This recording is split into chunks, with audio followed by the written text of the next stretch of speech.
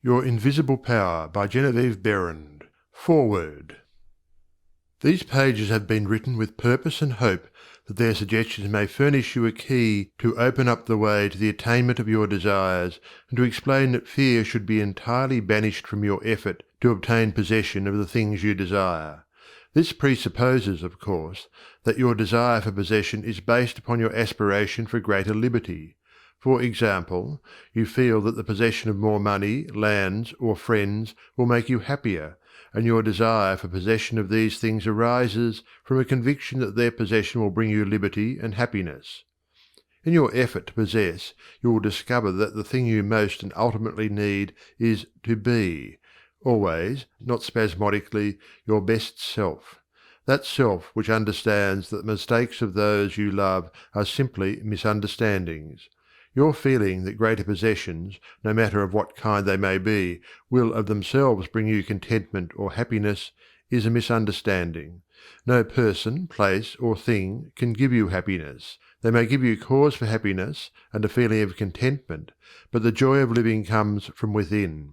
Therefore, it is here recommended, rather than otherwise, that you should make the effort to obtain the things which you feel will bring you joy, provided, as previously stated, that your desires are in accord with the joy of living. It is also desired in this volume to suggest the possibilities in store for all who make persistent effort to understand the law of visualization and make practical application of this knowledge on whatever plane he or she may be. The word effort, as here employed, is not intended to convey the idea of strain. All study and meditation should be without strain or tension. It has been my endeavour to show that by starting at the beginning of the creative action or the mental picture, certain corresponding results are sure to follow. While the laws of the universe cannot be altered, they can be made to work under specific conditions, thereby producing results for individual advancement which cannot be obtained under the spontaneous working of the law provided by nature.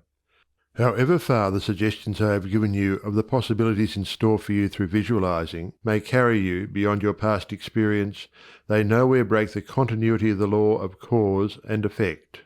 If, through the suggestions given here, anyone is brought to realize that their mind is a center through and in which all power there is in operation, simply waiting to be given direction in the one and only way through which it can take specific action, and this means reaction in concrete or physical form, then the mission to which this book is dedicated has been fulfilled. Try to remember that the picture you think, feel, and see is reflected into the universal mind, and by the natural law of reciprocal action must return to you in either spiritual or physical form.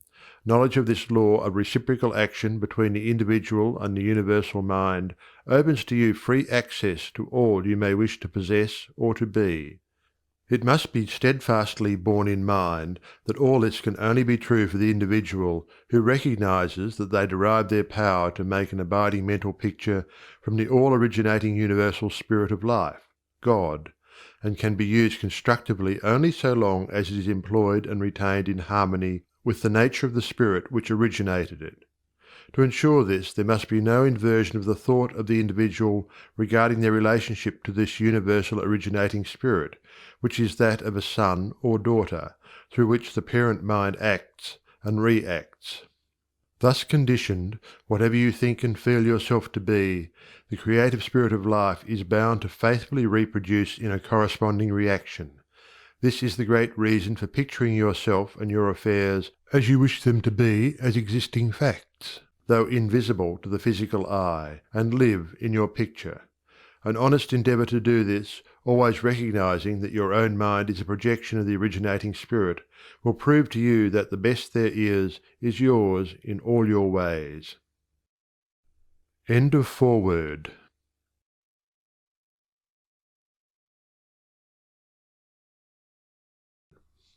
Chapter 1. Order of Visualization. The exercise of the visualizing faculty keeps your mind in order and attracts to you the things you need to make life more enjoyable in an orderly way. If you train yourself in practice of deliberately picturing your desire and carefully examining it, you will soon find that your thought and desires come and proceed in more orderly procession than ever before.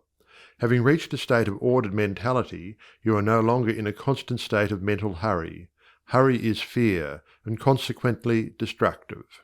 In other words, when your understanding grasps the power to visualize your heart's desire and hold it with your will, it attracts to you all things requisite to the fulfillment of that picture by the harmonious vibrations of the law of attraction. You realize that since order is heaven's first law, and visualization places things in their natural element, then it must be a heavenly thing to visualize. Everyone visualizes, whether they know it or not. Visualizing is the great secret of success. The conscious use of this great power attracts to you greatly multiplied resources, intensifies your wisdom, and enables you to make use of advantages which you formerly failed to recognize. We now fly through the air, not because anyone has been able to change the laws of nature, but because the inventor of the flying machine learned how to apply nature's laws, and by making orderly use of them produced the desired result. So far as natural forces are concerned, nothing has changed since the beginning. There were no airplanes in the year one, because those of that generation could not conceive the idea as a practical working possibility. It has not yet been done, was the argument, and it cannot be done. Yet the laws and materials for practical flying machines existed then as now. Troward tells us that the great lesson he learned from the airplane and wireless telegraphy is the triumph of principle over precedent, and the working of an idea to its logical conclusion in spite of accumulated testimony of all past experience. With such an example before you, can you not realize that still greater secrets may be disclosed? Also, that you hold the key within yourself with which to unlock the secret chamber that contains your heart's desire? All that is necessary in order that you may use this key and make your life exactly what you wish it to be, is a careful inquiry into the unseen causes which stand back of every external and visible condition. Then bring these unseen causes into harmony with your conception, and you will find that you can make practical working realities of possibilities which at present seem but fantastic dreams. We all know that the balloon was the forefather of the airplane. In 1766, Henry Cavendish, an English nobleman, proved that hydrogen gas was 7 times lighter than atmospheric air. From that discovery the balloon came into existence, and from the ordinary balloon the dirigible, a cigar-shaped airship, was evolved.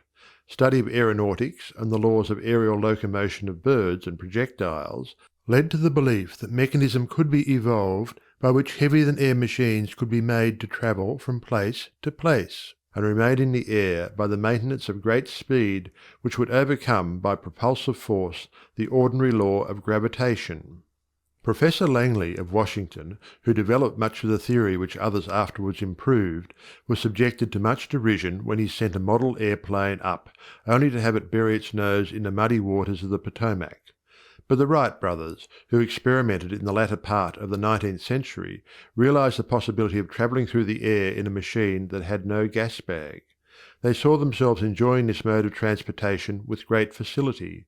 It is said that one of the brothers would tell the other, when their varied experiments did not turn out as they expected, "It's all right, brother, I can see myself riding in that machine, and it travels easily and steadily." Those Wright brothers knew what they wanted, and kept their pictures constantly before them. In visualizing, or making a mental picture, you are not endeavoring to change the laws of nature. You are fulfilling them. Your object in visualizing is to bring things into regular order both mentally and physically. When you realize that this method of employing the creative power brings your desires, one after another, into practical material accomplishment, your confidence in a mysterious but unfailing law of attraction, which has its central power station in the very heart of your word picture, becomes supreme. Nothing can shake it. You never feel that it is necessary to take anything from anybody else. You have learned that asking and seeking have receiving and finding as their correlatives. You know that all you have to do is to start the plastic substance of the universe flowing into the thought molds your picture desire provides. End of chapter 1.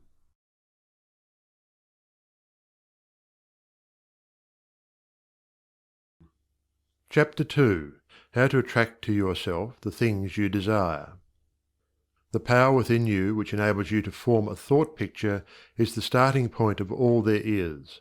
In its original state it is the undifferentiated formless substance of life. Your thought picture forms the mould, so to speak, into which this formless substance takes shape. Visualizing, or mentally seeing things and conditions as you wish them to be, is the condensing, the specializing power in you that might be illustrated by the lens of a magic lantern. The magic lantern is one of the best symbols of this imaging faculty. It illustrates the working of the creative spirit on the plane of the initiative and selection, or in its concentrated specializing form, in a remarkably clear manner. This picture slide illustrates your own mental picture, invisible in the lantern of your mind until you turn on the light of your will. That is to say, you light up your desire with absolute faith that the creative spirit of life in you is doing the work. By the steady flow of light of the will on the spirit, your desired picture is projected upon the screen of the physical world, an exact reproduction of the pictured slide in your mind. Visualizing without a will sufficiently steady to inhibit every thought and feeling contrary to your picture would be as useless as a magic lantern without the light. On the other hand, if your will is sufficiently developed to hold your picture in thought and feeling, without any ifs, simply realizing that your thought is the great attracting power, then your mental picture is as certain to be projected upon the screen of your physical world as any pictured slide put into the best magic lantern ever made. Try projecting the picture in a magic lantern with a light that is constantly shifting from one side to the other, and you will have the effect of an uncertain will. It is as necessary that you should always stand back of your picture with a strong, steady will, as it is to have a strong, steady light back of a picture slide. The joyous assurance with which you can make your picture is the very powerful magnet of faith, and nothing can obliterate it. You are happier than you ever were, because you have learned to know where your source of supply is, and you rely upon its never-failing response to your given direction. When all is said and done, happiness is the one thing which every human being wants, and the study of visualization enables you to get more out of life than you ever enjoyed before. Increasing possibilities keep opening out, more and more, before you. A businessman once told me that since practicing visualization and forming the habit of devoting a few minutes each day to thinking about his work as he desired it to be in a large, broad way, his business had more than doubled in 6 months. His method was to go into a room every morning before breakfast and take a mental inventory of his business as he had left it the night before, and then enlarge upon it. He said he expanded and expanded in this way until his affairs were in remarkably successful condition. He would see himself in his office doing everything that he wanted done. His occupation required him to meet many strangers every day. In his mental picture he saw himself meeting these people, understanding their needs, and supplying them in just the way they wished. This habit, he said, had strengthened and steadied his will in an almost inconceivable manner. Furthermore, by thus mentally seeing things as he wished them to be, he had acquired the confident feeling that a certain creative power was exercising itself for him and through him, for the purpose of improving his little world. When you first begin to visualize seriously, you may feel, as many others do, that someone else may be forming the same picture you are, and that, naturally, would not suit your purpose. Do not give yourself any unnecessary concern about this. Simply try to realize that your picture is an orderly exercise of the universal creative power specifically applied. Then you may be sure that no one can work in opposition to you. The universal law of harmony prevents this. Endeavor to bear in mind that your mental picture is universal mind exercising its inherent powers of initiative and selection specifically. God, or universal mind, made man for the specific purpose of differentiating himself through him. Everything that is came into existence in this same way, by this self-same law of self-differentiation, and for the same purpose. First the idea, the mental picture, or the prototype of the thing, which is the thing itself, in its incipiency or plastic form. The great architect of the universe contemplated himself as manifesting through his polar opposite, matter, and the idea expanded and projected itself until we have a world, many worlds. Many people ask, but why should we have a physical world at all? The answer is, because it is the nature of originating substance to solidify under directivity rather than activity, just as it is the nature of wax to harden when it becomes cold, or plaster of Paris to become firm and solid when exposed to the air. Your picture in this same divine substance in its fluent state, taking shape through the individualized center of divine operation, your mind. And there is no power to prevent this combination of spiritual substance from becoming physical form. It is the nature of spirit to complete its work, and an idea is not complete until it has made for itself a vehicle. Nothing can prevent your picture from coming into concrete form except the same power which gave it birth, yourself. Suppose you wish to have a more orderly room. You look about your room, and the idea of order suggests boxes, closets, shelves, hooks, and so forth. The box, the closet, the hooks, all are concrete ideas of order, vehicles through which order and harmony suggest themselves. End of chapter 2.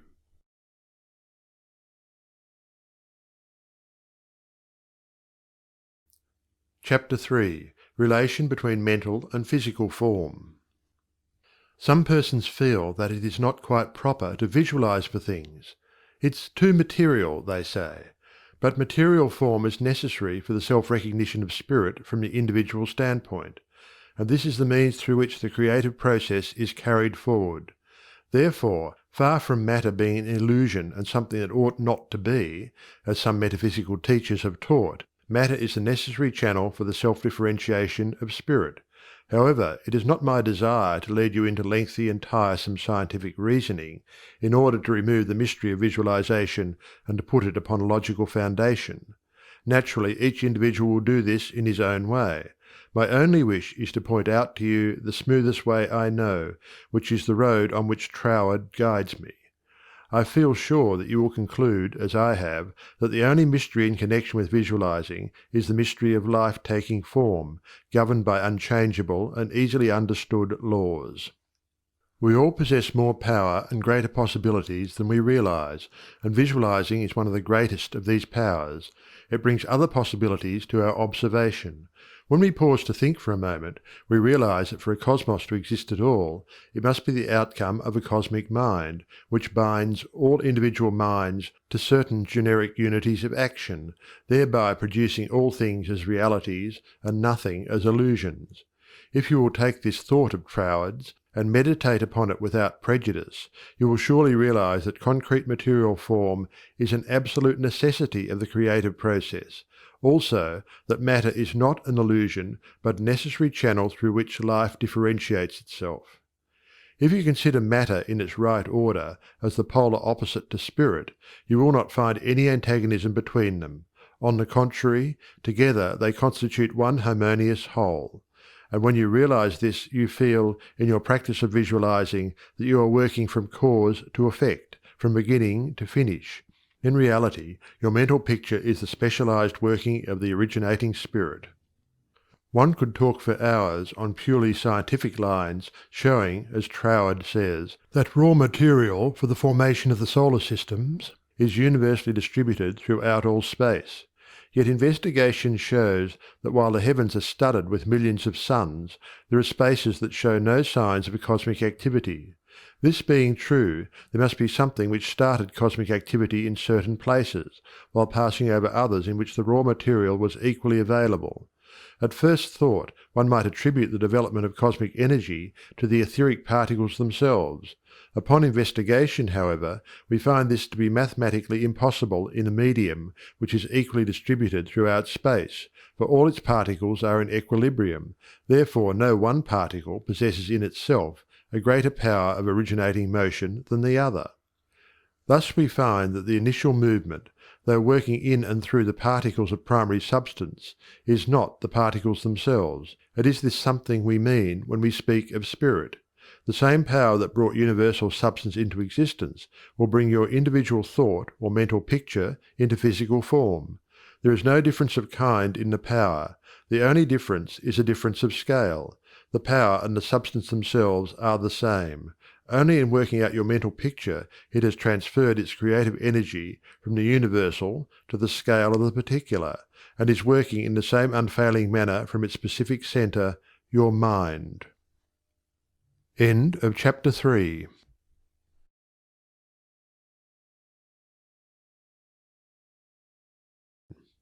Chapter 4. Operation of your mental picture. The operation of a large telephone system may be used as a simile. The main or head central subdivides itself into many branch centrals, every branch being in direct connection with its source, and each individual branch recognizing the source of its existence, reports all things to its central head. Therefore, when assistance of any nature is required, new supplies, difficult repairs to be done, or what not, the branch in need goes at once to its central head. It would not think of referring its difficulties, or its successes, to the main central of a telegraph system, although they belong to the same organization. These different branch centrals know that the only remedy for any difficulty must come from the central out of which they were projected. If we, as individual branches of the universal mind, would refer our difficulties in the same confident manner to the source from which we were projected, and use the remedies that it has provided, we would realize what Jesus meant when he said, "Ask, and ye shall receive." Our every requirement would be met. Surely the Father must supply the child. The trunk of the tree cannot fail to provide for its branches. Everything animate or inanimate is called into existence or outstandingness by a power which itself does not stand out. The power that creates the mental picture, the originating spirit substance of your pictured desire, does not stand out.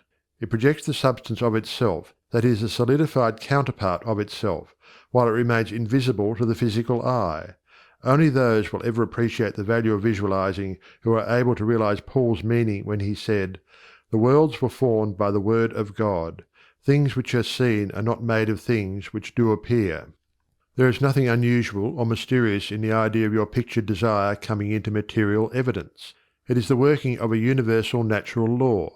The world was projected by the self-contemplation of the universal mind, and this same action is taking place in its individualized branch, which is the mind of man. Everything in the whole world has its beginning in mind, and comes into existence in exactly the same manner from the hat on your head to the boots on your feet.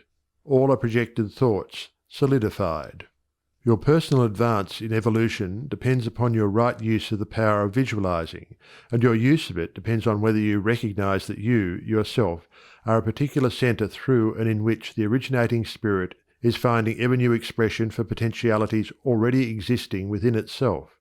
This is evolution, this continual unfolding of existing, though outwardly invisible things. Your mental picture is the force of attraction that evolves and combines the originating substance into specific shape. Your picture is the combining and evolving powerhouse, so to speak, through which the originating creative spirit expressed itself. Its creative action is limitless, without beginning and without end, and always progressive and orderly. It proceeds stage by stage, each stage being necessary preparation for the one to follow. Now let us see if we can get an idea of the different stages by which the things in the world have come to be.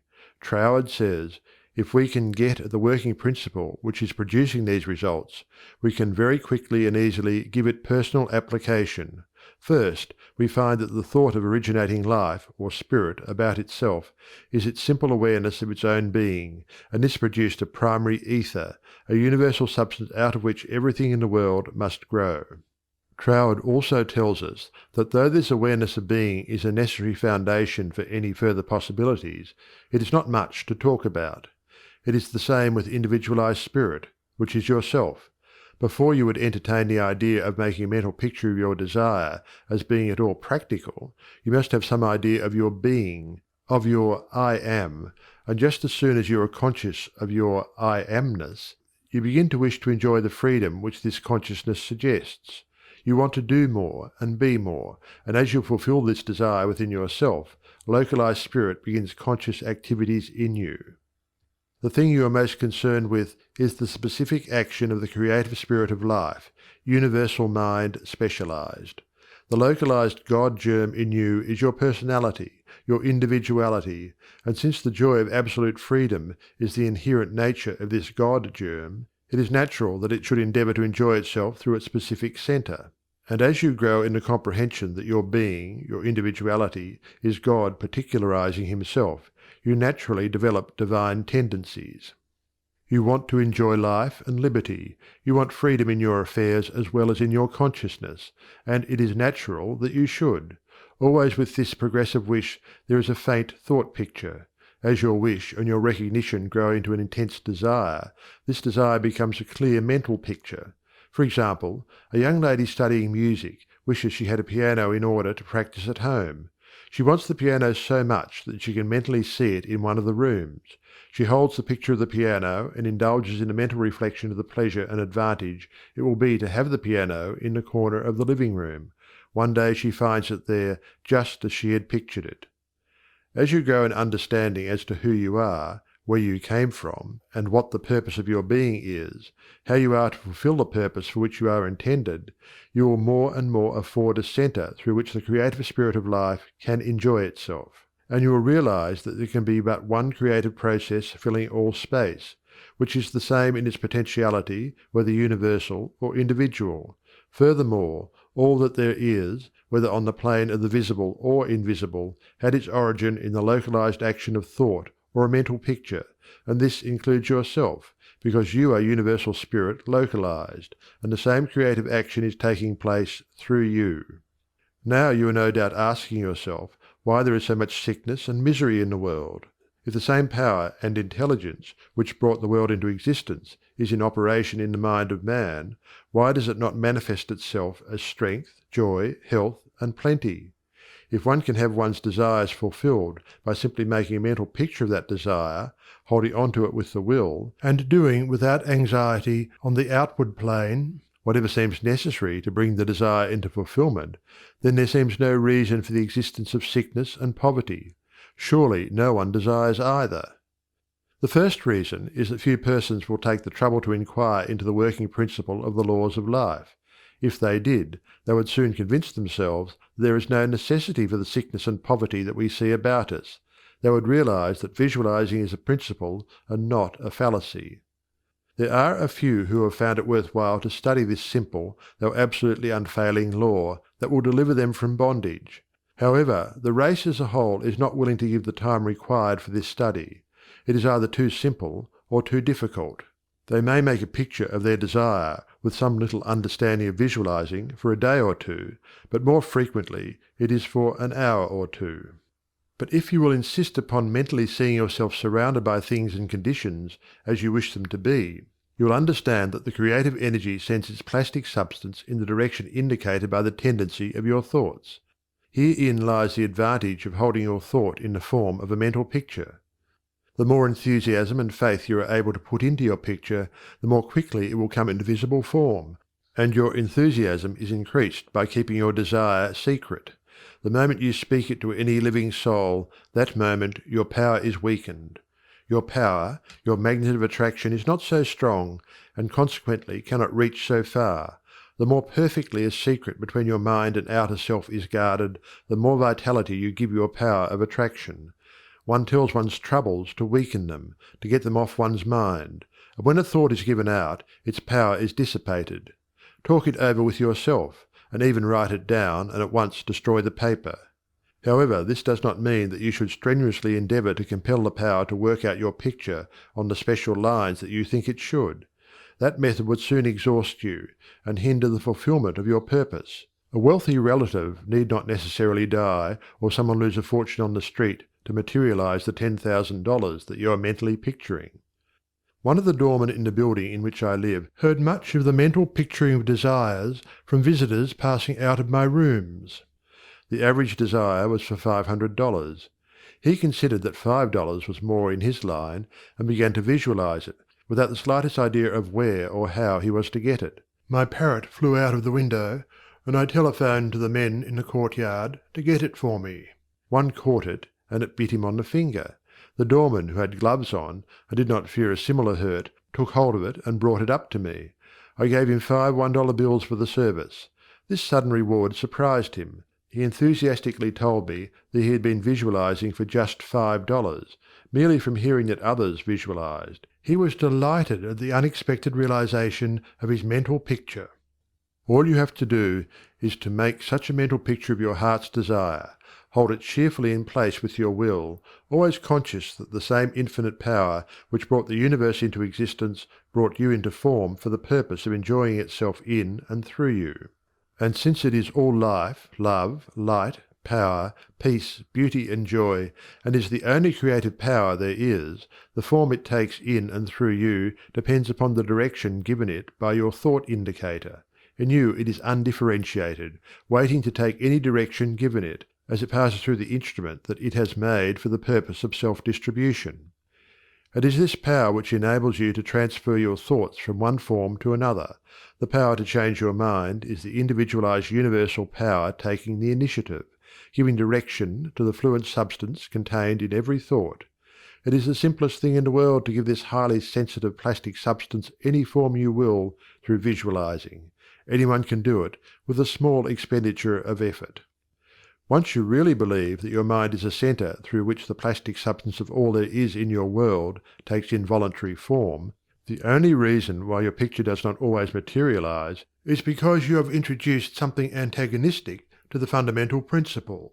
Very often this destructive element is caused by the frequency with which you change your pictures. After many such changes you decide that your original desire is what you want after all. Upon this conclusion you begin to wonder why, being your first picture, it hasn't materialized. The plastic substance with which you are mentally dealing is more sensitive than the most sensitive photographer's film. If, in taking a picture, you suddenly remembered that you had already taken a picture on that same plate, you would not expect a perfect result of either picture. On the other hand, you may have taken two pictures on the same plate unconsciously.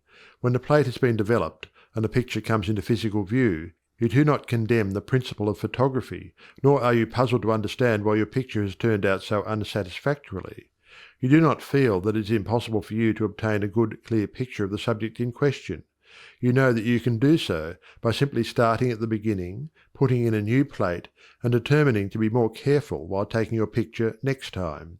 These lines followed out, you are sure of a satisfactory result. If you will proceed in the same manner with your mental picture, doing your part in a correspondingly confident frame of mind, the result will be just as perfect. The laws of visualizing are as infallible as the laws governing photography. In fact, photography is the outcome of visualizing. Again, your results in visualizing and your desires may be imperfect or delayed through the misuse of this power, owing to the thought that the fulfillment of your desire is contingent upon certain persons or conditions. The originating principle is not in any way dependent upon any person, place, or thing. It has no past and knows no future. The law is that the originating creative principle of life is the universal here and everlasting now.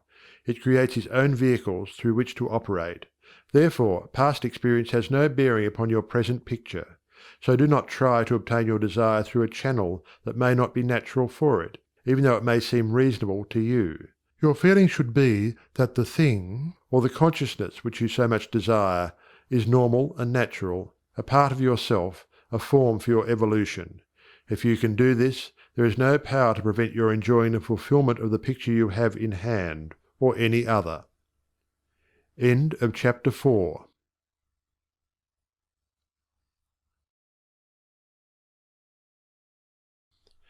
Chapter 5. Expressions from Beginners. Hundreds of persons have realized that visualizing is an Aladdin's lamp to him with a mighty will.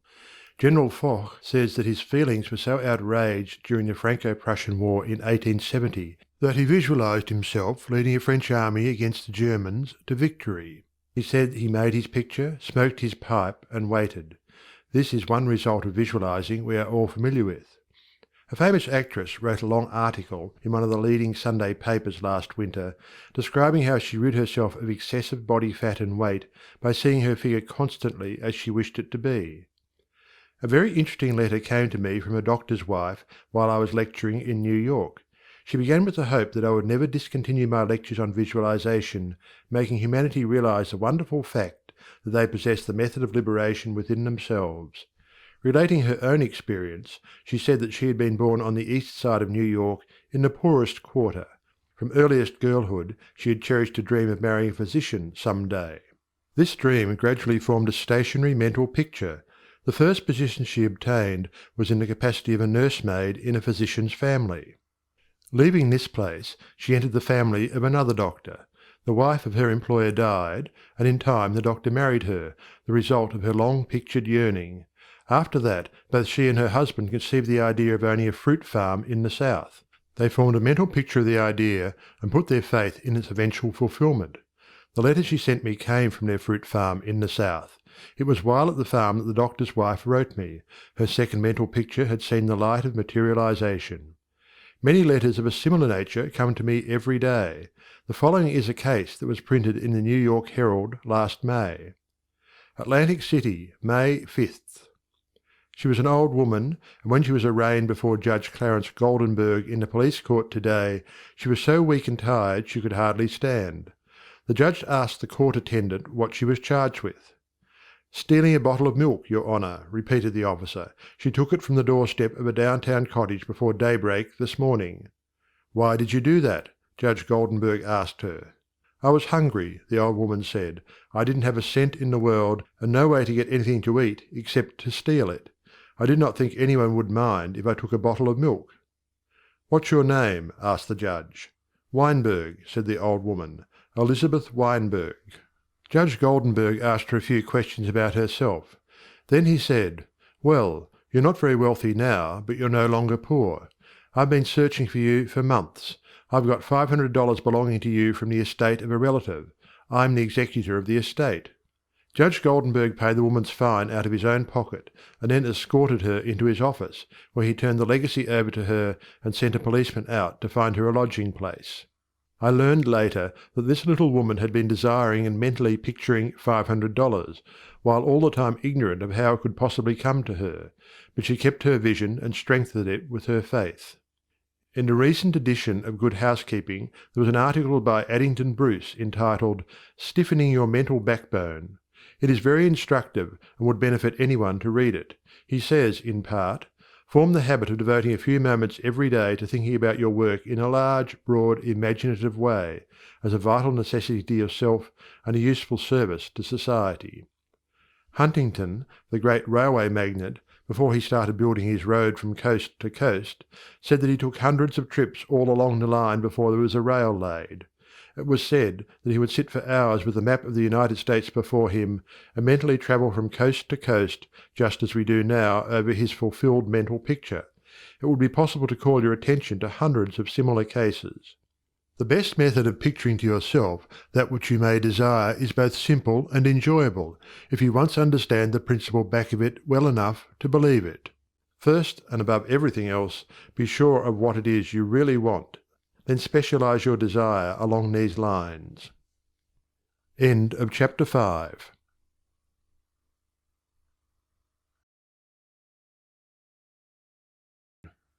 Chapter 6. Suggestions for making your mental picture. Perhaps you want to feel that you've lived to some purpose. You want to be content and happy, and feel that with good health and with successful business you could enjoy this state of mind. After you have decided once and for all that this is what you want, you proceed to picture yourself healthy and your business just as great a success as you can naturally conceive it growing into.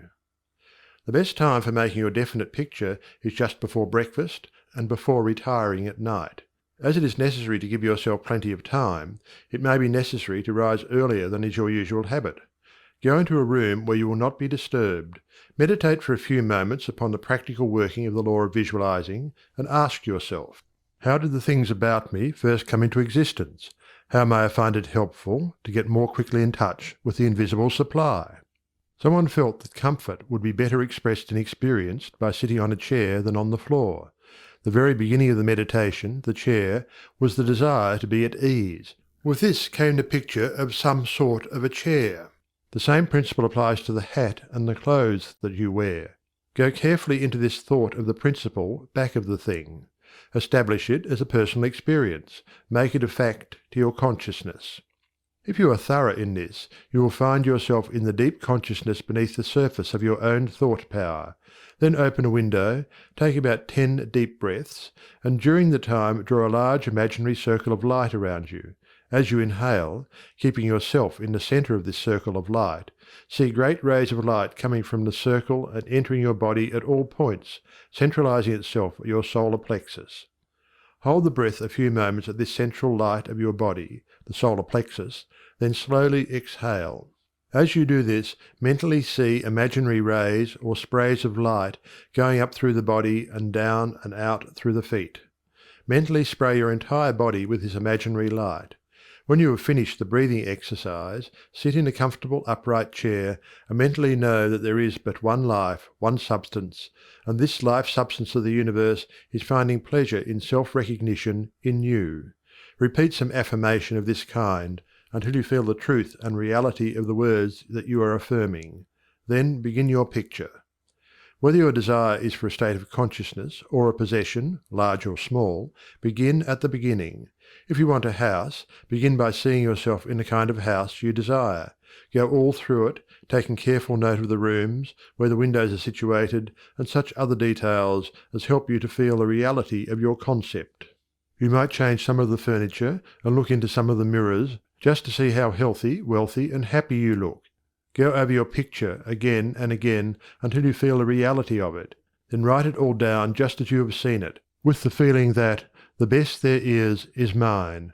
There is no limit to me, because my mind is a centre of divine operation, and your picture is as certain to come true in your physical world as the sun is to shine.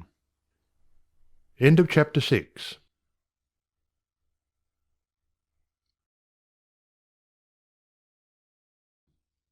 Chapter 7. Things to remember in using your thought power for the production of new conditions. 1. Be sure to know what conditions you wish to produce, then weigh carefully to what further results the accomplishment of your desire will lead. 2. By letting your thought dwell upon a mental picture, you are concentrating the creative spirit to this centre, where all its forces are equally balanced. 3. Visualizing brings your objective mind into a state of equilibrium, which enables you to consciously direct the flow of spirit to a definitely recognized purpose, and to carefully guide your thought from including a flow in the opposite direction. 4. You must always bear in mind that you are dealing with a wonderful potential energy, which is not yet differentiated into any particular mold, and that, by the action of your mind, you can differentiate it into any specific mold that you will. Your picture assists you to keep your mind fixed on the fact that the inflow of this creative energy is taking place. Also, by your mental picture, you are determining the direction you wish the sensitive creative power to take, and by doing this, the externalization of your picture is a certainty. 5. Remember, when you are visualizing properly, that there is no strenuous effort on your thoughts to hold your thought forms in place. Strenuous effort defeats your purpose and suggests the consciousness of an adverse force to be fought against, and this creates conditions adverse to your picture. 6. By holding your picture in a cheerful frame of mind, you shut out all thoughts that would disperse the spiritual nucleus of your picture. Because the law is creative in its action, your pictured desire is certain of accomplishment. 7. The seventh and great thing to remember in visualizing is that you are making a mental picture for the purpose of determining the quality you are giving to the previously undifferentiated substance and energy, rather than to arrange the specific circumstances for its manifestation. That is the work of creative power itself. It will build its own forms of expression quite naturally, if you will allow it, and save you a great deal of needless anxiety. What you really want is expansion in a certain direction, whether of health, wealth, or what not, and so long as you get it, as you surely will if you confidently hold to your picture, what does it matter whether it reaches you by some channel which you thought you could count upon, or through some other of whose existence you had no idea? You are concentrating energy of a particular kind for a particular purpose. Bear this in mind, and let specific details take care of themselves, and never mention your intention to anyone. Remember always that nature, from her clearly visible surface to her most arcane depths, is one great storehouse of light and good, entirely devoted to your individual use. Your conscious oneness with the great whole is the secret of success, and when once you have fathomed this, you can enjoy your possession of the whole or a part of it at will, because by your recognition you have made it, and can increasingly make it yours. Never forget that every physical thing, whether for you or against you, was a sustained thought before it was a thing. Thought as thought is neither good nor bad.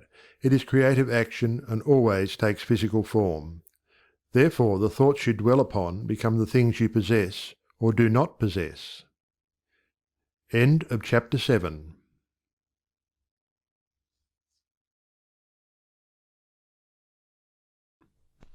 Chapter 8. Why I took up the study of mental science. I have frequently been questioned about my reasons for taking up the study of mental science, and as to the results of my search, not only in knowledge of principles, but also in the application of that knowledge to the development of my own life and experience. Such inquiries are justifiable, because one who essays the role of a messenger and teacher of psychological truths can only be effective and convincing as he or she has tested them in the laboratory of mental experience. This is particularly true in my case, as the only personal pupil of Thomas Troward, the greatest master of mental science of the present day, whose teaching is based upon the relation borne by the individual mind toward the universal creative mind, which is the giver of life, and the manner in which that relation may be invoked to secure expansion and fuller expression in the individual life. The initial impulse toward the study of mental science was an overwhelming sense of loneliness. In every life there must come some such experiences of spiritual isolations as, at that period, pervaded my life. Notwithstanding the fact that each day found me in the midst of friends, surrounded by mirth and gaiety, there was a persistent feeling that I was alone in the world. I had been a widow for about 3 years, wandering from country to country, seeking for peace of mind. The circumstances and surroundings of my life were such that my friends looked upon me as an unusually fortunate young woman. Although they recognized that I had sustained a great loss when my husband died, they knew that he had left me well provided for, free to go anywhere at pleasure, and having many friends. Yet if my friends could have penetrated my inmost emotions, they would have found a deep sense of emptiness and isolation. This feeling inspired a spirit of unrest that drove me on and on in fruitless search upon the outside for that which I later learned could only be obtained from within. I studied Christian Science, but it gave me no solace, though fully realizing the great work the scientists were doing, and even having the pleasure and privilege of meeting Mrs. Eddy personally. But it was impossible for me to accept the fundamental teachings of Christian Science and make practical application of it.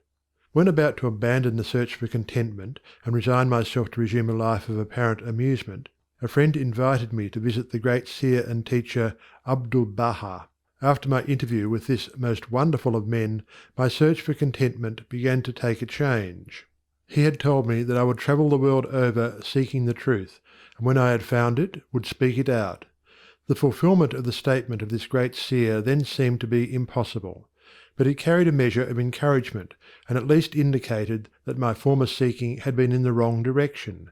I began, in a feeble and groping way, to find contentment within myself, for had he not intimated that I should find the truth? This was the big thing, and about the only thing I remember of our interview.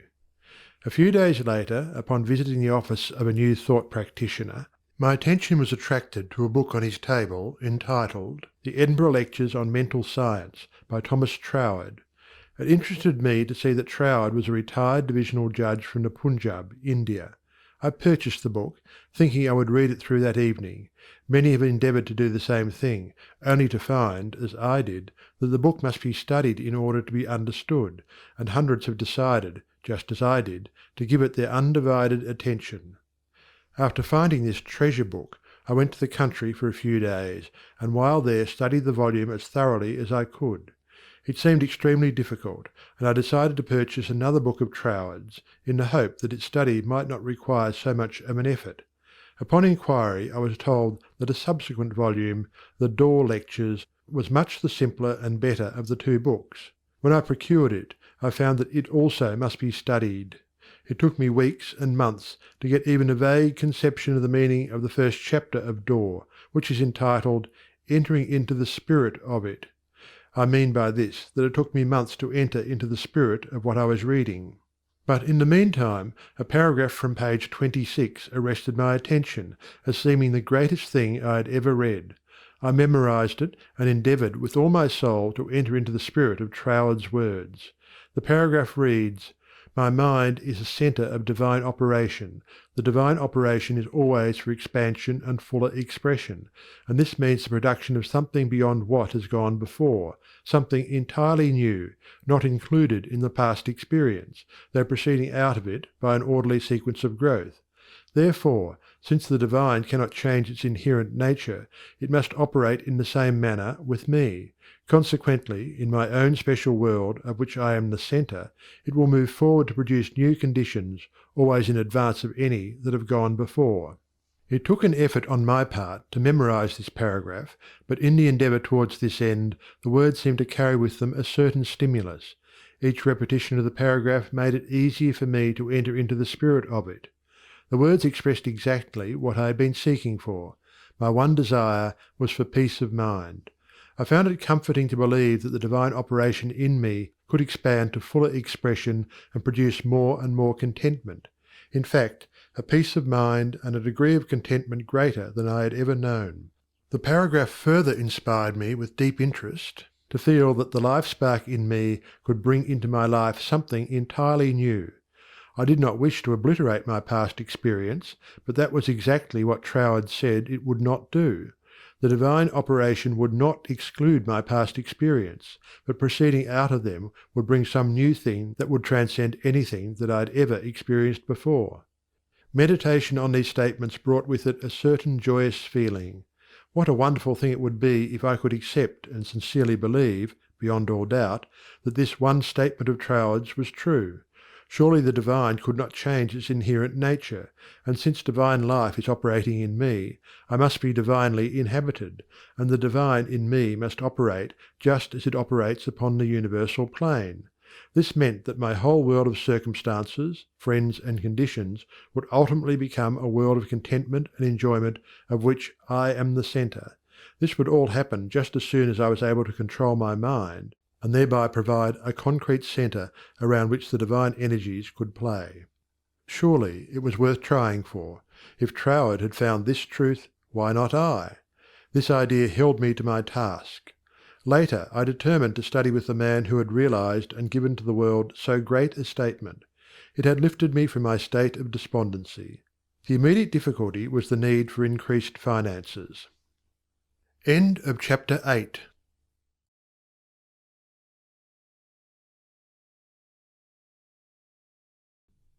Chapter 9. How I attracted to myself $20,000. In the laboratory of experience in which my newly revealed relation to divine operation was to be tested, the first problem was a financial one. My income was a stipulated one, quite enough for my everyday needs. But it did not seem sufficient to enable me to go comfortably to England where Troward lived, and remain for an indefinite period to study with so great a teacher as he must be. So before inquiring whether Troward took pupils, or whether I would be eligible in case he did, I began to use the paragraph I had memorized. Daily, in fact almost hourly, the words were in my mind. My mind is a centre of divine operation, and divine operation means expansion into something better than has gone before. From the Edinburgh lectures I had read something about the law of attraction, and from the chapter of Causes and Conditions I had gleaned a vague idea of visualizing. So every night, before going to sleep, I made a mental picture of the desired $20,000. 20 $1,000 bills were counted over each night in my bedroom, and then, with the idea of more emphatically impressing my mind with the fact that this $20,000 was for the purpose of going to England and studying with Troward, I wrote out my picture, saw myself buying my steamer ticket, walking up and down the ship's deck from New York to London, and finally saw myself accepted as Troward's pupil. This process was repeated every morning and every evening, always impressing more and more fully upon my mind Troward's memorized statement, "My mind is a centre of divine operations." I endeavoured to keep this statement in the back part of my consciousness all the time, with no thought in mind as to how the money might be obtained. Probably the reason why there was no thought of the avenues through which the money might reach me was because I could not possibly imagine where the $20,000 would come from. So I simply held my thoughts steady and let the power of attraction find its own ways and means. One day, while walking on the street, taking deep breathing exercises, the thought came, My mind is surely a centre of divine operation. If God fills all space, then God must be in my mind also. If I want this money to study with Troward, that I may know the truth of life, then both the money and the truth must be mine, though I am unable to feel or see the physical manifestation of either. Still, I declared, it must be mine. While these reflections were going on in my mind, there seemed to come up from within me the thought, I am all the substance there is. Then from another channel in my brain the answer seemed to come. Of course, that's it. Everything must have its beginning in mind. The I, the idea, must be the only one and primary substance there is, and this means money as well as everything else. My mind accepted this idea, and immediately all the tension of mind and body was relaxed. There was a feeling of absolute certainty of being in touch with all the power life has to give. All thought of money, teacher, or even my own personality vanished in the great wave of joy which swept over my entire being. I walked on with this feeling of joy steadily increasing and expanding until everything about me seemed to glow with resplendent light. Every person I passed was illuminated as I was. All consciousness of personality had disappeared, and in its place there came that great and almost overwhelming sense of joy and contentment. That night, when I made my picture of the $20,000, it was with an entirely changed aspect. On previous occasions, when making my mental picture, I had felt that I was waking up something within myself. This time there was no sensation of effort. I simply counted over the $20,000. Then, in the most unexpected manner, from a source of which I had no consciousness at the time, there seemed to open a possible avenue through which the money might reach me. At first it took great effort not to be excited. It all seemed so wonderful, so glorious to be in touch with supply. But had not Troward cautioned his readers to keep all excitement out of their minds in the first flush of realization of union with infinite supply, and to treat this fact as a perfectly natural result that had been reached through our demand? This was even more difficult for me than it was to hold the thought that all the substance there is I am, idea, am the beginning of all form, visible or invisible. Just as soon as there appeared a circumstance which indicated the direction through which the $20,000 might come, I not only made a supreme effort to regard the indicated direction calmly as the first sprout of the seed I had sown in the Absolute, but left no stone unturned to follow up that direction by fulfilling my part. By so doing, one circumstance seemed naturally to lead to another, until, step by step, my desired $20,000 was secured. To keep my mind poised and free from excitement was my greatest effort. This first concrete fruition of my study of mental science as expounded by Troward's book had come by a careful following of the methods he had outlined. In this connection, therefore, I can offer to the reader no better gift than to quote Troward's book, The Edinburgh Lectures, from which may be derived a complete idea of the line of action I was endeavouring to follow. In the chapter on causes and conditions, he says, To get good results, we must properly understand our relation to the great impersonal power we are using. It is intelligent, and we are intelligent, and the two intelligences must cooperate. We must not fly in the face of the law expecting it to do for us what it can only do through us, and we must therefore use our intelligence with the knowledge that it is acting as the instrument of a greater intelligence, and because we have this knowledge we may and should cease from all anxiety as to the final result. In actual practice, we must first form the ideal conception of our object with the definite intention of impressing it upon the universal mind. It is this thought that takes such thought out of the region of mere causal fancies, and then affirm that our knowledge of the law is sufficient reason for a calm expectation of a corresponding result, and that therefore all necessary conditions will come to us in due order. We can then turn to the affairs of our daily life with the calm assurance that the initial conditions are either there already or will soon come into view. If we do not at once see them, let us rest content with the knowledge that the spiritual prototype is already in existence, and wait till some circumstance pointing in the desired direction begins to show itself. It may be a very small circumstance, but it is the direction and not the magnitude that is to be taken into consideration.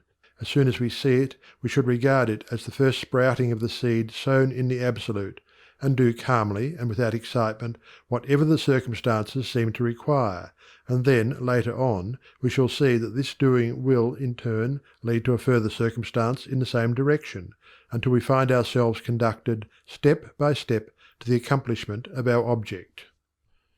In this way, the understanding of the great principle of the law of supply will, by repeated experiences, deliver us more and more completely out of the region of anxious thought and toilsome labour, and bring us into a new world where the useful employment of all our powers, whether mental or physical, will only be an unfolding of our individuality upon the lines of its own nature, and therefore a perpetual source of health and happiness, a sufficient inducement, surely, to the careful study of the laws governing the relation between the individual and the universal mind. To my mind, then as now, this quotation outlines the core and centre of the method and manner of approach necessary for coming in touch with infinite supply. At least it, together with the previously quoted statement, "My mind is a centre of divine operation," etc., constituted the only apparent means of attracting to myself the $20,000. My constant endeavour to get into the spirit of these statements, and to attract to myself this needed sum, was about 6 weeks, at the end of which time I had in my bank the required $20,000. This could be made into a long story, giving all the details, but the facts, as already narrated, will give you a definite idea of the magnetic condition of my mind while the $20,000 was finding its way to me. End of chapter 9.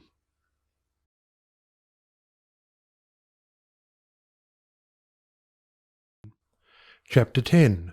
How I became the only personal pupil of the greatest mental scientist of the present day. As soon as the idea of studying with Troward came to me, I asked a friend to write to him for me, feeling that perhaps my friend could put my desire in better or more persuasive terms than I could employ. To all the letters written by this friend I received not one reply. This was so discouraging that I would have completely abandoned the idea of becoming Troward's pupil, except for the experience I had that day on the street when my whole world was illuminated, and I remembered the promise, "All things whatsoever thou wilt, believe thou hast received, and thou shalt receive." With this experience in my mind, my passage to England was arranged, notwithstanding the fact that apparently my letters were ignored. We wrote again, however, and finally received a reply, very courteous, though not very positive. Troward did not take pupils. He had no time to devote to a pupil. Notwithstanding this definite decision, I declined to be discouraged because of the memory of my experience upon the day when the light and the thought came to me, "I am all the substance there is." I seemed to be able to live that experience over at will, and with it there always came a flood of courage and renewed energy. We journeyed on to London, and from there telegraphed Troward asking for an interview. The telegram was promptly answered by Troward, setting a date when he could see us. At this time Troward was living in Ruan Manor, a little out-of-the-way place in the southern part of England, about 20 miles from a railway station. We could not find it on the map, and with great difficulty Cook's touring agency in London located the place for us. There was very little speculation in my mind as to what Troward would say to me in this interview.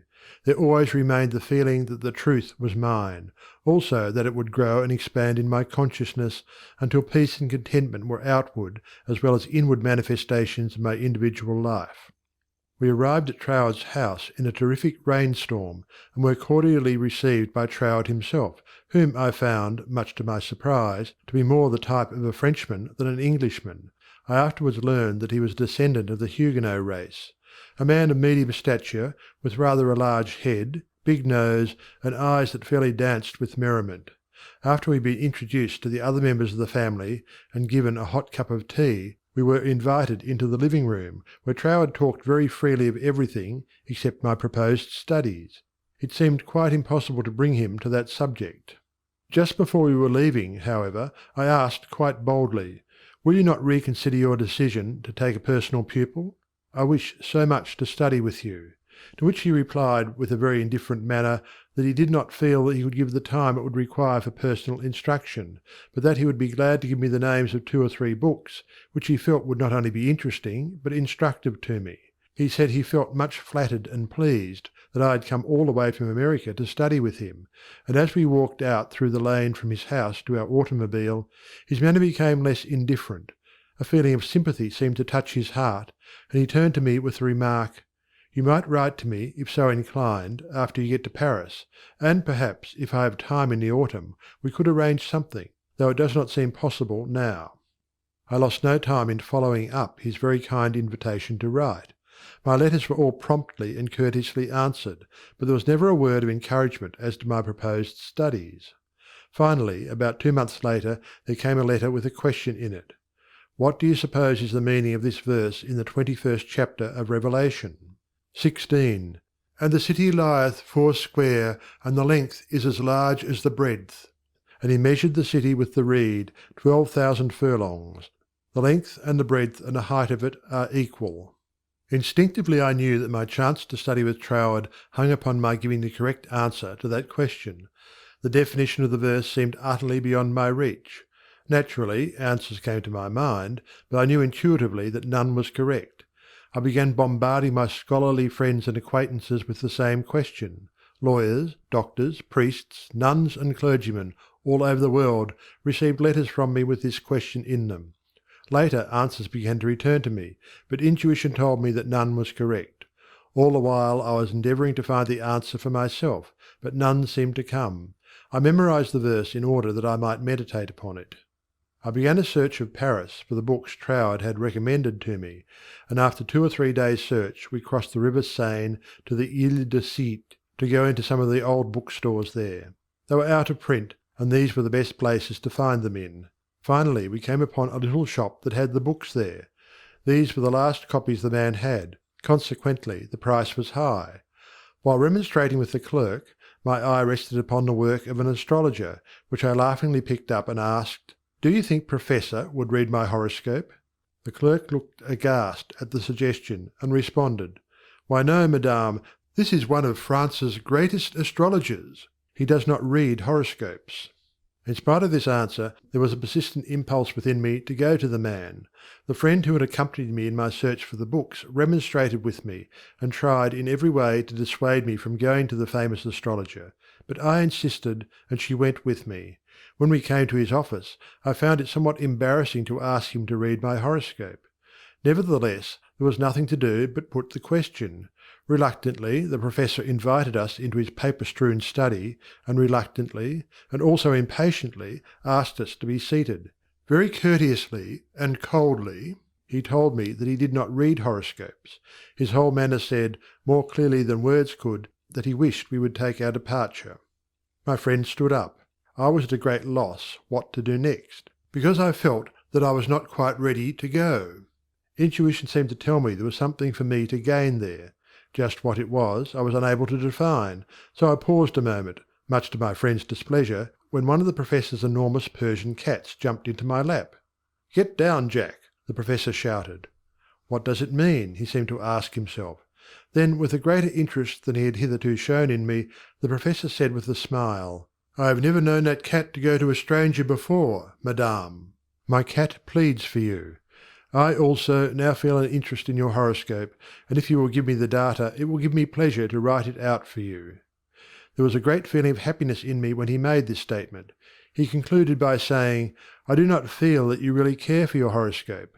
The truth of this statement shocked me, because I did not care about a horoscope, and could not give any reason why I was letting him do it. However, he said, "May I call for your data next Sunday afternoon?"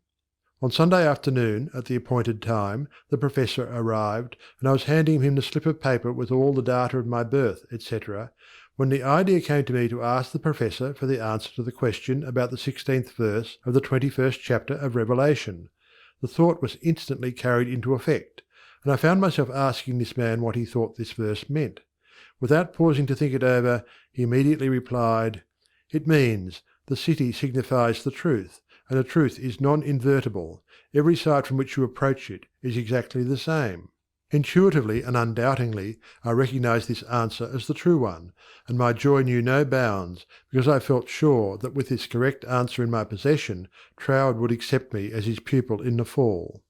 As the great astrologer was leaving, I explained to him all about my desire to study with Troward, how I had come from New York City for that express purpose, seemingly to no avail, until the answer to this test question had been given to me by him. He was greatly interested, and asked many questions about Troward, and when asked if he would please send me his bill, he smilingly replied, "Let me know if the great Troward accepts you as his pupil," and bade me good afternoon. I hastened to my room to send a telegram to Troward giving my answer to the question about the 16th verse of the 21st chapter of Revelation. There was an immediate response from Troward that said, "Your answer is correct. I am beginning a course of lectures on the Great Pyramid in London. If you wish to attend them, we'll be pleased to have you, and afterward, if you still wish to study with me, I think it can be arranged." On receipt of this reply, preparations were at once made to leave Paris for London. I attended all the lectures, receiving much instruction from them, after which arrangements were made for my studying with Troward. 2 days before leaving for Cornwall, I received the following letter from Troward, clearly indicating the line of study he gave me. 31 Stanwick Road, West Kensington, England, November the 8th, 1912. Dear Mrs. Behrend, I think I had better write you a few lines with regard to your proposed studies with me, as I should be sorry for you to be under any misapprehension and so to suffer any disappointment. I have studied the subject now for several years, and have a general acquaintance with the leading features of most of the systems which, unfortunately, occupy attention in many circles at the present time, such as Theosophy, the Tarot, the Kabbalah, and the like, and I have no hesitation in saying that to the best of my judgment all sorts and descriptions of so-called occult study are in direct opposition to the real life-giving truth, and therefore you must not expect any teaching on such lines as these. We hear a great deal these days about initiation, but believe me, the more you try to become a so-called initiate, the further you will put yourself from living life.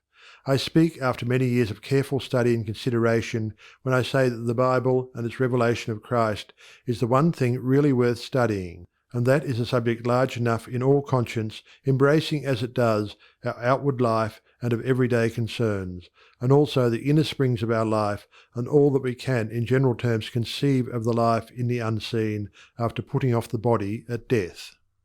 You have expressed a very great degree of confidence in my teaching, and if your confidence is such that you wish, as you say, to put yourself entirely under my guidance, I can only accept it as a very serious responsibility, and should have to ask you to exhibit that confidence by refusing to look into such so-called mysteries as I would forbid you to look into. I am speaking from experience, but the result will be that much of my teaching will appear to be very simple, perhaps to some extent dogmatic, and you will say that you have heard much of it before. Faith in God, prayer and worship, approach to the Father through Christ, all this is, in a certain sense, familiar to you, and all I can hope to do is perhaps to throw a little more light on these subjects, that they may become to you not merely traditional words, but present living facts. I have been thus explicit, as I do not want you to have any disappointment, and also I should say that our so-called course of study will only be friendly conversations at such times as we can fit them in, either you coming to our house or I to yours, as may be most convenient at the time. Also, I will lend you some books that will be helpful, but they are very few and in no sense occult.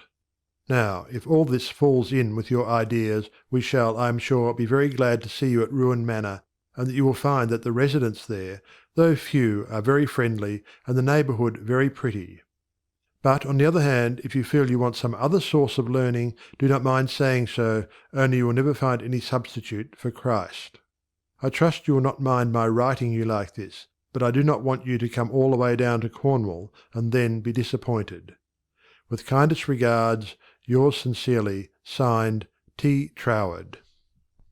This copy of Troward's letter, to my mind, is the greatest thing I can give you. End of chapter 10.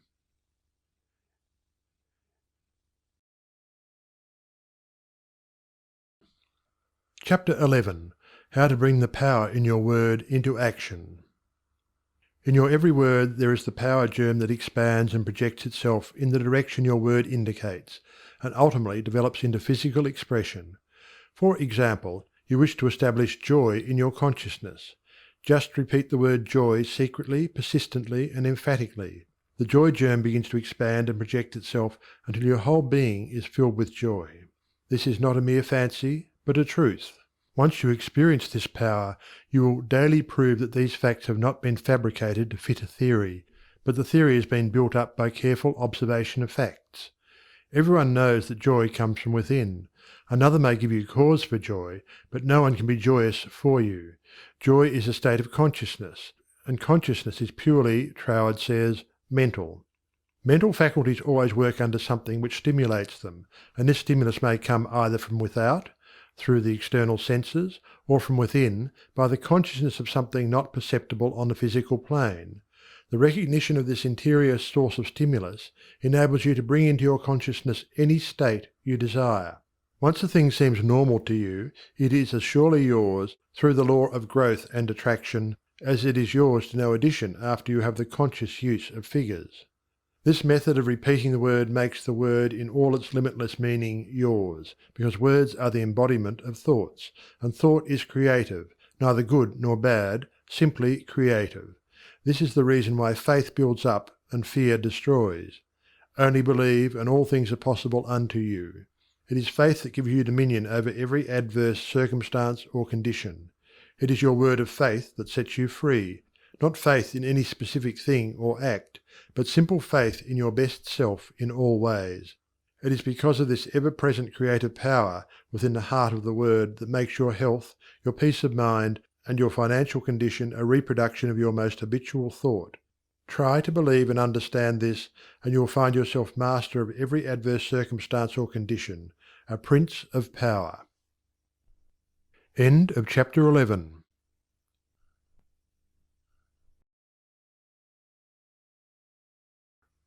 Chapter 12. How to increase your faith. But, you ask, how can I speak the word of faith when I have little or no faith? Every living thing has faith in something or somebody. It is the quality of the creative energy in the positive faith thought which gives it vitality, not the form it takes. Even intense fear is alive with faith. You fear smallpox because you believe it possible for you to contract it. You fear poverty and loneliness because you believe them possible for you. It is your habitual tendency of thought that reappears in your mind, your body, and your affairs, not the occasional thought upon some specific line or desire. It is the faith which understands that every creation had its birth in the womb of thought words that gives you dominion over all things, your lesser self included, and this feeling of faith is increased and intensified through observing what it does. This observation is the observation of your state of consciousness when you did, not when you hoped you might, but feared it was too good to be true. How did you feel that time when you simply had to bring yourself into a better frame of mind, and did, or you had to have a certain thing, and got it? Live these experiences over again and again, mentally, until you really feel in touch with the self that knows and does, and the best there is yours. End of chapter 12.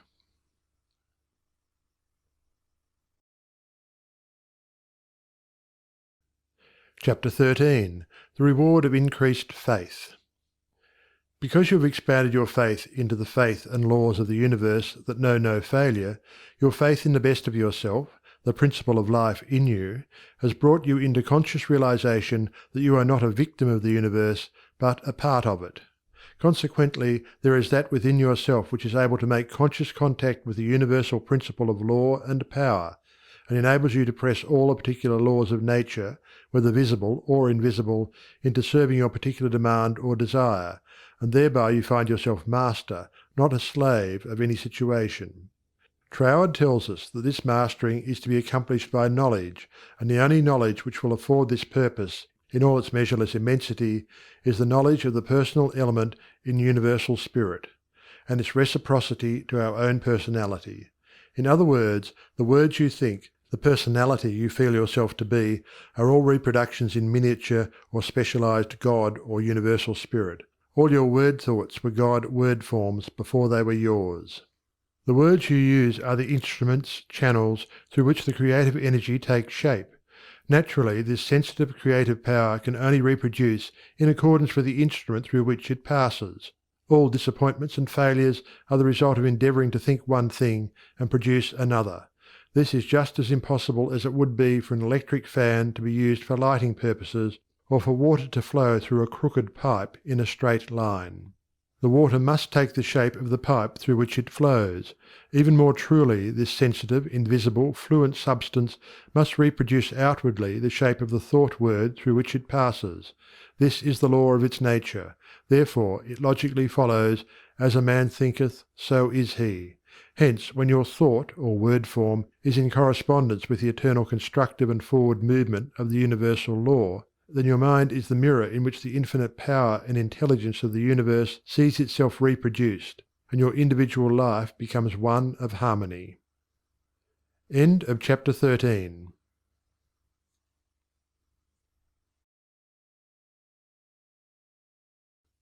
Chapter 14. How to make nature respond to you. It should be steadily borne in mind that there is an intelligence and power in all nature and all space that is always creative and infinitely sensitive and responsive. The responsiveness of its nature is twofold. It is creative and amenable to suggestion.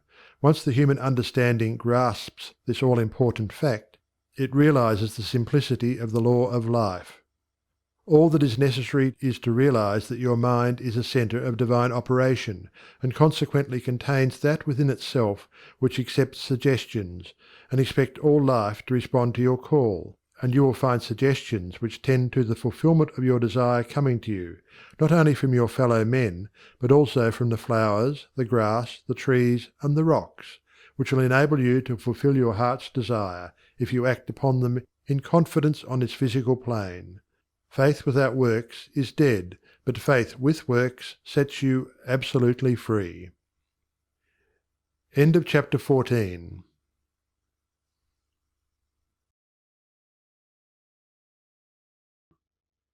Chapter 15. Faith with Works. What it has accomplished. It is said of Tyson, the great Australian millionaire, that the suggestion to make the desert land of Australia blossom as the rose came to him from a modest little Australian violet, while he was working as a bushman for something like 3 shillings a day. He used to find these friendly little violets growing in certain places in the woods, and something in the flower touched something akin to itself in the mind of Tyson, and he would sit on the side of his bunk at night and wonder how flowers and vegetable life could be given an opportunity to express itself in the desert land of Australia. No doubt he realized that it would take a long time to save enough money to put irrigating ditches in the desert lands, but his thought and feeling were sure it could be accomplished, and if it could be done, he could do it. If there was a power within himself that was able to capture the idea, then there must be a responsive power within the idea itself that could bring itself into a practical physical manifestation.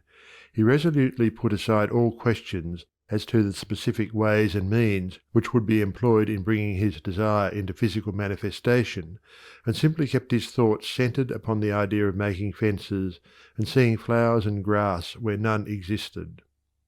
Since the responsiveness of reproductive creative power is not limited to any local condition of mind, his habitual meditation and mental picture set his ideas free to roam in an infinitude, and attract to themselves other ideas of a kindred nature.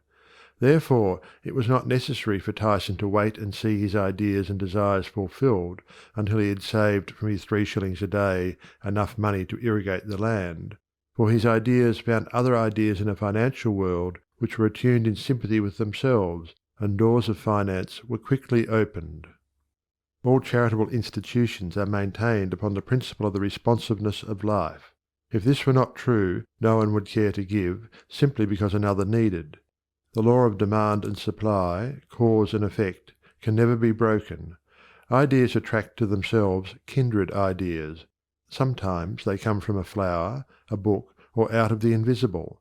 You are sitting or walking, intent upon an idea not quite complete as to the ways and means of fulfilment, and behold along comes another idea, from no one can tell where, and finds friendly lodging with your idea, one idea attracting another, and so on until your desires are physical facts.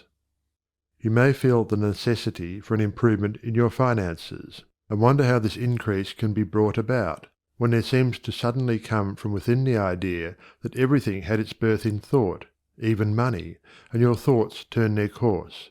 You simply hold to the statement or affirmation that the best, and all there is yours.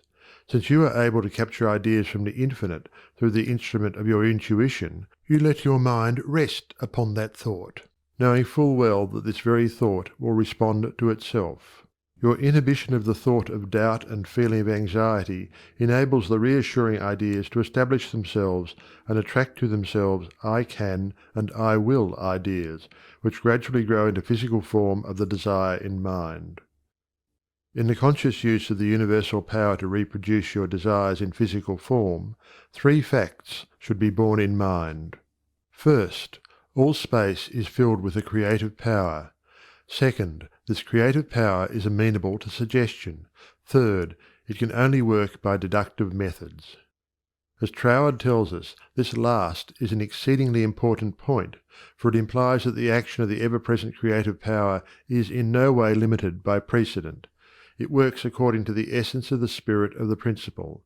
In other words, this universal power takes its creative direction from the word you give it. Once man realizes this great truth, it becomes the most important of all his consideration with what character this sensitive reproductive power is invested. It is the unvarying law of this creative life principle that as a man thinketh in his heart, so is he. If you realize the truth that the only creative power can be to you only what you feel and think it to be, it is willing and able to meet your demands. Troward says, "If you think your thought is powerful, then your thought is powerful.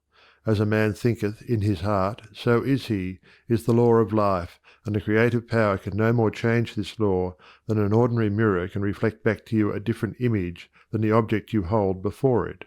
"As you think, so are you," does not mean "as you tell people you think," or "as you would wish the world to believe you think." It means your innermost thoughts, that place where no one but you knows. "None can know the Father save the Son," and "no one can know the Son but the Father." Only the reproductive creative spirit of life knows what you think until your thoughts become physical facts and manifest themselves in your body, your brain, or your affairs. Then everyone with whom you come in contact may know, because the Father, the intelligent creative energy which heareth in secret, hears your most secret thoughts, rewards you openly, reproduces your thoughts in physical form. As you think you know, that is what you become, should be kept in the background of your mind constantly. This is watching and praying without ceasing.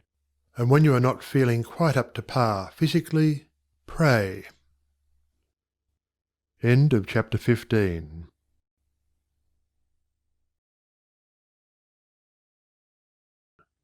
Suggestions as to how to pray or ask, believing you have already received. Scientific thinking, positive thought. Suggestions for practical application. Try, through careful, positive, enthusiastic, though not strenuous, thought, to realize that the indescribable, invisible substance of life fills all space, that its nature is intelligent, plastic, subjective substance. 5 o'clock in the morning is the best time to go into this sort of meditation. If you will retire early every night for 1 month, before falling asleep impress firmly upon your subjective mind the affirmation, "My Father is the ruler of all the world, and is expressing his directing power through me," you will find that the substance of life takes form in the moulds of your thoughts. Do not accept the above suggestion simply because it is given to you. Think it over carefully until the impression is made upon your own subconscious mind understandingly. Rise every morning, as was suggested before, at 5 o'clock. Sit in a quiet room in a straight-backed chair and think out the affirmation of the previous evening, and you will realize and be able to put into practice your princely power with the realization to some extent, at least, that your mind really is a center through which all the creative energy and power there is taking form. Scientific prayer. The principle underlying scientific prayer. In prayer for a change in condition, physical, mental, or financial, for yourself or another, bear in mind that the fundamental necessity for the answer to prayer is the understanding of the scientific statement. Ask, believing you have already received, and you shall receive. This is not as difficult as it appears on the surface, once you realize that everything has its origin in the mind, and that which you seek outwardly you already possess. No one can think a thought in the future. Your thought of a thing constitutes its origin. Therefore, The thought form of the thing is already yours as soon as you think it. Your steady recognition of this thought possession causes the thought to concentrate, to condense, to project itself, and to assume physical form. To get rich through creation. The recognition or conception of new forces of wealth is the loftiest aspiration you can take into your heart, for it assumes and implies a furtherance of all noble aims. Items to be remembered about prayer for yourself or another. Remember that that which you call treatment or prayer is not, in any sense, hypnotism. It should never be your endeavour to take possession of the mind of another. Remember that it should never be your intention to make yourself believe that which you know to be untrue. You are simply thinking into God or First Cause with the understanding that, if a thing is true at all, there is a way in which it is true throughout the universe. Remember that the power of thought works by absolutely scientific principles. These principles are expressed in the language of the statement, "As a man thinketh in his heart, so is he." This statement contains a world of wisdom, but man's steady recognition and careful application of the statement itself is required to bring it into practical use. Remember that the principles involved in being as we think in our heart are elucidated and revealed by the law, "As you sow, you shall reap." Remember that your freedom to choose just what you will think, just what thought possession you will affirm and claim, constitutes God's gift to you. It shows how First Cause has endowed every man with the power and ability to bring into his personal environment whatever he chooses, cause and effect in reference to getting. If you plant an acorn, you get an oak. If you sow a grain of corn, you reap a stalk and many kernels of corn. You always get the manifestation of that which you consciously or unconsciously affirm and claim, habitually declare and expect, or in other words, as you sow. Therefore sow the seeds of "I am," "I ought," "I can." I will realize that because you are, you ought, that because you ought, you can, that because you can, you do. The manifestation of this truth, even in a small degree, gives you the indisputable understanding that dominion is your charter right. You are an heir of First Cause, endowed with all the power he has. God has given you everything. All is yours, and you know that all you have to do is to reach out your mental hand and take it. This formula may serve as a pattern to shape your own prayer or affirmation into God for the benefit of another or yourself. If for another you speak the Christian name of the person you wish to help, then dismiss their personality entirely from your consciousness. Intensify your thought by meditating upon the fact that there is that in you which finds the way, which is the truth, and is the life. You are affirming this fact, believing that since you are thinking this, it is already yours. Having lifted up your feelings to the central idea of this meditation, you examine your own consciousness to see if there is aught which is unlike God. If there is any feeling of worry, fear, malice, envy, hatred, or jealousy, turn back in your meditation to cleanse your thought through the affirmation that God's love and purity fill all space, including your heart and soul. Reconcile your thought with the love of God, always remembering that you are made in the image and likeness of love. Keep this cleansing thought in mind until you feel you have freed your consciousness entirely of all thoughts and feelings other than love and unity with all humanity. Then, if denials do not disturb you, deny all that is unlike your desired manifestation. This accomplished, you almost overlay your denial with the affirmative thought that you are made in the image and likeness of God, and that you already have your desire fulfilled in its original spiritual or thought form. Closing of prayer. Prayer as a method of thought is a deliberate use of the law which gives you the power of dominion over everything which tends in any way to hamper your perfect liberty. You have been given life that you may enjoy it more and more fully. The steady recognition of this truth makes you declare yourself a prince of power. You recognize, accept, and use this power as a child of a king, and hence dominion is your birthright. Then when you feel the light of this great truth flooding your consciousness, open the floodgates of your soul in heartfelt praise that you have the understanding that the Creator and his creation are one. Also that the Creator is continually creating through his creation. Close your treatment in the happy assurance that the prayer which is fulfilled is not a form of supplication, but a steady habitual affirming that the Creator of all creation is operating specifically through you. Therefore, the work must be perfectly done. Your mind is a center of divine operation. Hints for application and practice. For every 5 minutes given to reading and study of the theories of mental science, spend 15 minutes in the use and application of the knowledge acquired. 1. Spend 1 minute in every 24 hours in conscientiously thinking over the specification that must be observed in order to have your prayers answered. 2. Practice the steady recognition of desirable thought possession for 2 periods of 15 minutes each every day. Not only time yourself each period to see how long you can keep a given conception before your mental vision, but also keep a written record of the vividness with which you experience your mental image. Remember that your mental senses are just as varied and trainable as your physical ones. 3. Spend 5 minutes every day between 12 noon and 1 o'clock with a mental search for new sources of wealth. End of chapter 16.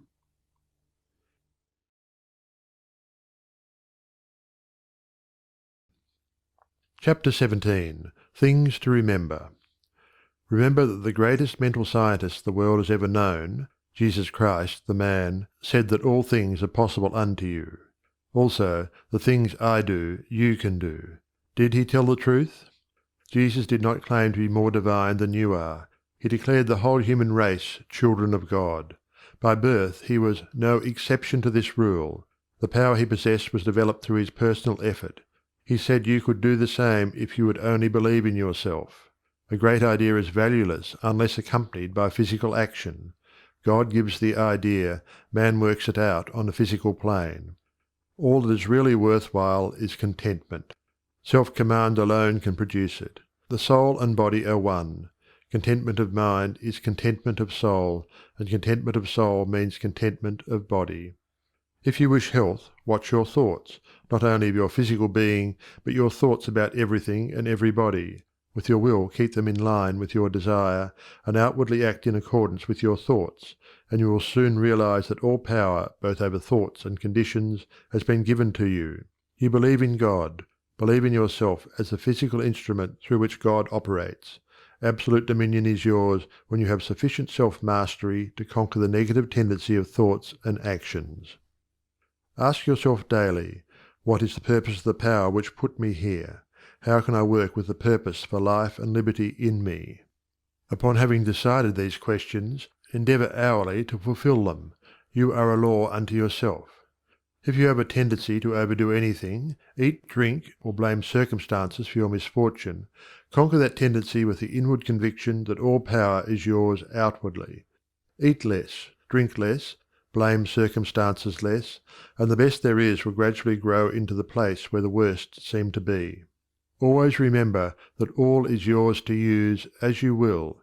You can if you will. If you will, you do. God the Father blesses you with all he has to give. Make good godly use of it. The reason for greater success when you first began your studies and demonstrations in mental science is that your joy and enthusiasm at the simple discovery of the power within was greater than you have been able to put into your understanding later. With increased understanding, put increasing joy and enthusiasm, and the results will correspond. End of chapter 17. End of Your Invisible Power by Genevieve Behrend.